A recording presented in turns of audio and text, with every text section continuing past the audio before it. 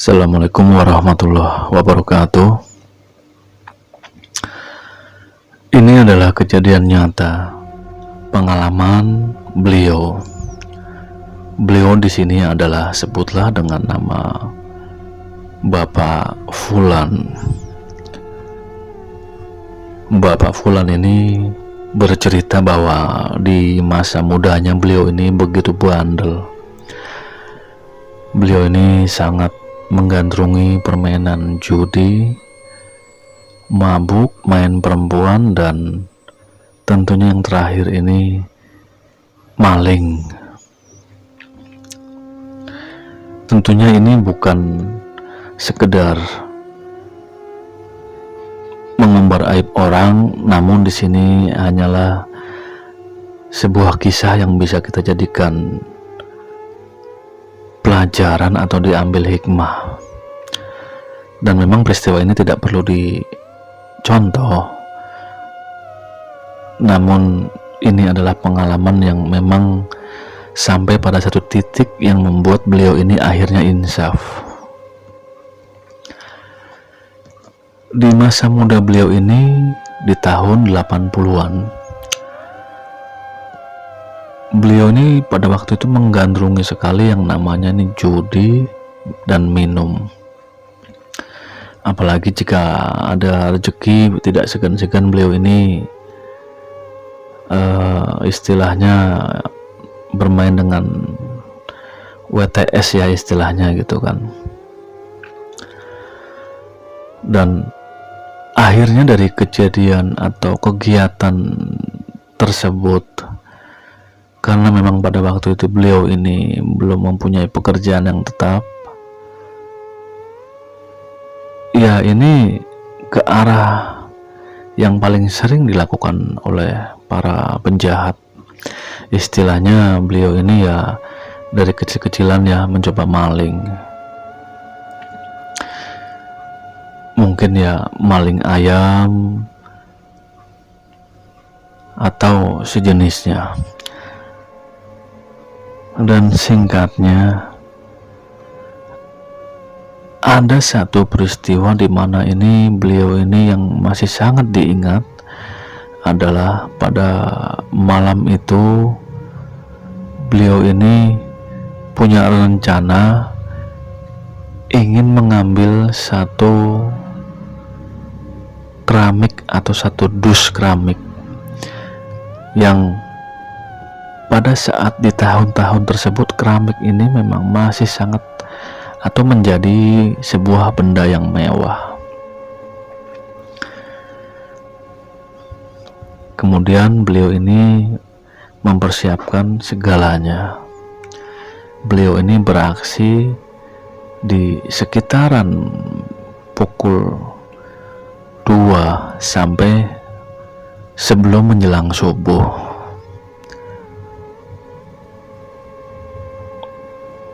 Untuk jalur yang beliau lewati ini memang boleh dikatakan ini tidak umum. Karena apa? Karena memang harus melewati kebun-kebun agar tidak ketahuan oleh warga. Apalagi kalau yang melihat hal-hal yang menakutkan, beliau ini sudah tidak ada takutnya atau kebal.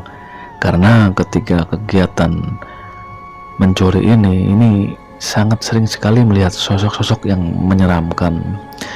Namun entah kenapa beliau ini tidak merasakan takut sama sekali.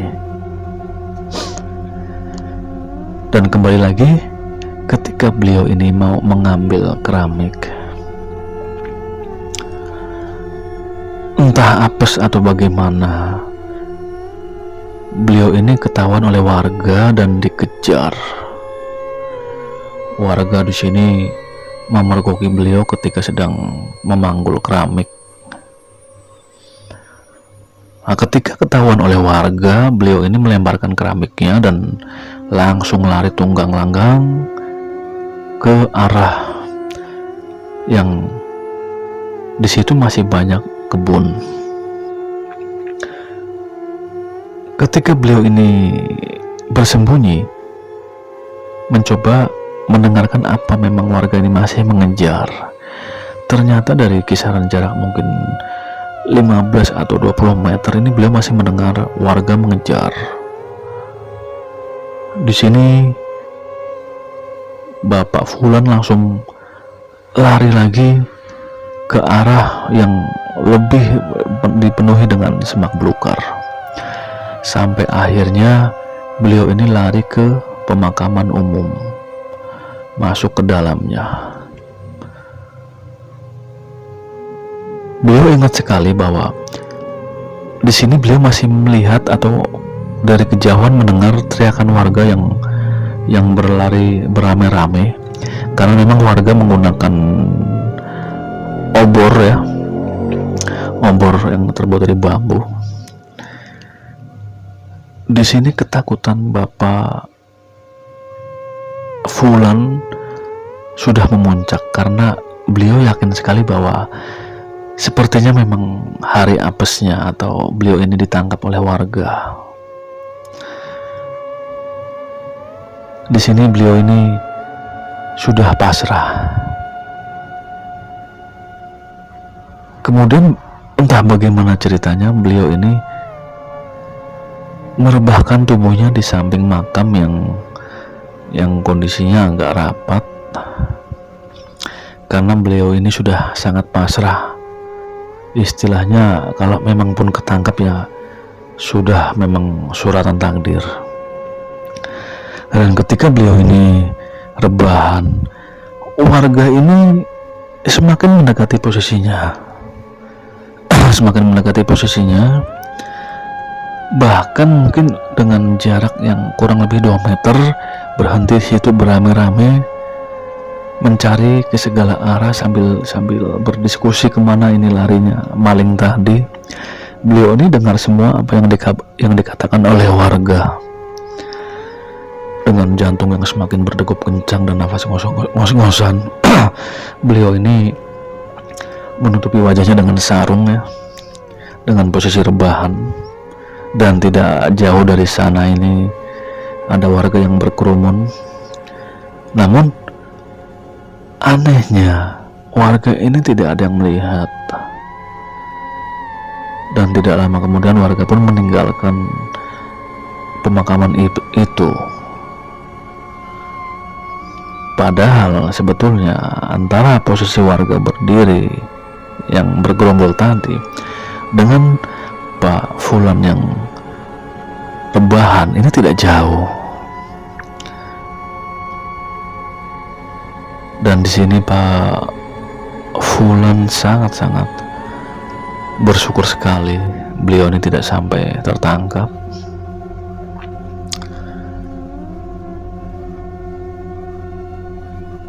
Kemudian entah bagaimana ceritanya, ketika ingin bangun dan berjalan pulang, Pak Fulan ini mendadak seperti tidak bertenaga. Dari kaki ini semakin benar-benar terasa berat. Bahkan matanya pun sulit untuk dibuka, ya seperti entah terkena apa gitu. Sampai kemudian Bapak Fulan ini sempat tertidur untuk beberapa waktu yang lama. Dan dalam tidurnya ini Bapak Fulan bermimpi dengan beliau berada di lokasi yang sama dengan kondisi pada waktu itu. Jadi di dalam mimpi beliau ini ya keadaannya sama seperti dengan keadaan sekarang yang beliau ini sedang rebahan. Di dalam mimpi itu beliau melihat bahwa ada banyak sosok-sosok seperti pocong ini, ada yang duduk, ada yang rebahan, ada yang berdiri. Itu penuh pemakaman itu dengan diisi oleh sosok-sosok tersebut. Hanya beliau yang memang manusia. Dan pada satu titik sosok-sosok Mr. P ini seolah-olah dari segala arah ini melihat ke arah beliau, Bapak Fulan tersebut, karena memang dia bisa melihat ini ada beberapa yang berdiri ini langsung seperti spontan dengan satu gerakan itu melihat ke arah beliau, dan semuanya ini seperti bicara, disuruh tobat Bapak Fulan ini sebelum ajal menjemput. Intinya seperti itu. Dan ketika mendengar kata-kata seperti itu, tobat gitu, mendadak Bapak Fulan ini bangun dari tidurnya.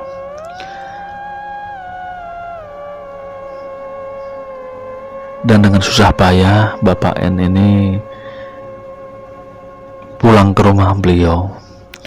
Mungkin jam pada waktu itu sudah menunjukkan hampirnya mau menjelang subuh, dengan badan yang masih kecapean juga kesakitan.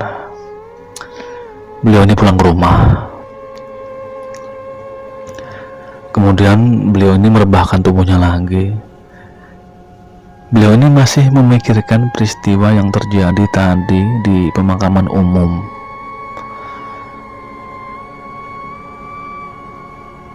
Entah mengandung makna apa.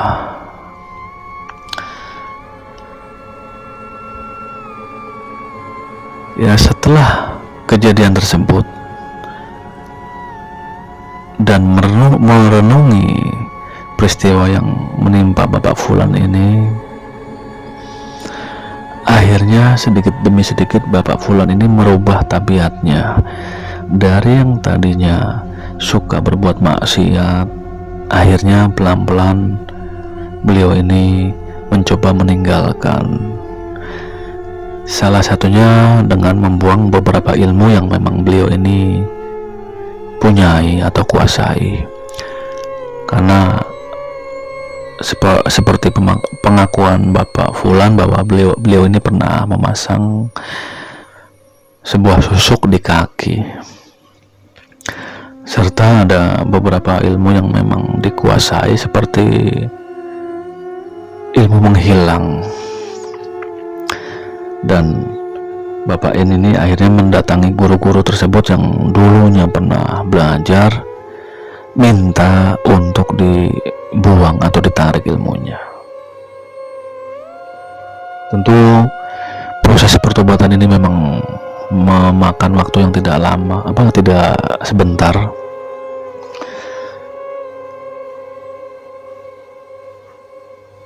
Sampai alhamdulillah beliau ini pada saat ini sudah benar-benar meninggalkan tabiat-tabiat buruknya. Iya, walaupun beliau ini mengakui bahwa dulu ketika mencuri pun tidak ada benda-benda yang nggak boleh dikatakan sangat berharga. Paling kelasnya ini ya hanya ayam, tip radio, TV, tidak lebih dari itu. Itu menurut pengakuan beliau.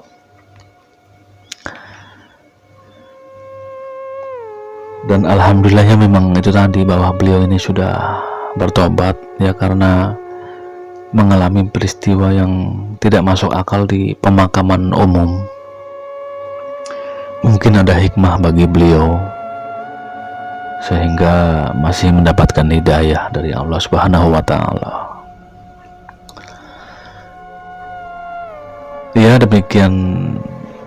demikianlah ceritanya, bahwa cerita ini memang pengalaman nyata dari tetangga kawan saya. Tidak ada maksud lain selain mengambil pelajaran dari peristiwa yang beliau alami, bahwa sebisa mungkin kita harus menghindari perbuatan-perbuatan maksiat agar kita tidak salah jalan. Itu yang beliau katakan kepada kawan saya ketika beliau ini bercerita,